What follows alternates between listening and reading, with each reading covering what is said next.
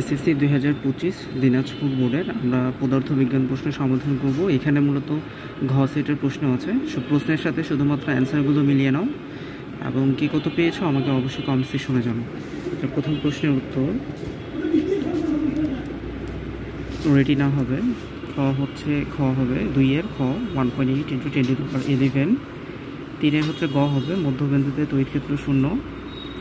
4-এর গ স্থায়ী চুম্বক। 5-এ হচ্ছে ঘ হবে ইলেকট্রন। 6-এর খ হবে এক্স রে রশ্মি। 7-এর গ হবে সমানুপাতিক। 8-এর ক তাপমাত্রা। 9-এর হচ্ছে খ হবে ত্বরণ। 10-এর খ। 11 হচ্ছে ঘ হবে ঘূর্ণন গতি। 12 হচ্ছে 20 ms−1 m/s। তার একটু কনফিউশন আছে কিন্তু হওয়ার সম্ভাবনা ঘ। পরবর্তীতে আবার না হলে প্রশ্নটা অ্যানালাইসিস করে অ্যান্সার দিয়ে দেবো। 14-র ঘ হবে গ্যাস। 15-র ঘ। 16-র খ হবে।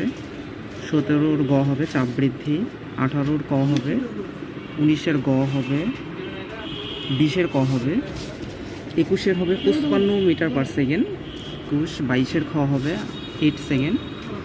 23-এর ক হবে 1 এবং 2।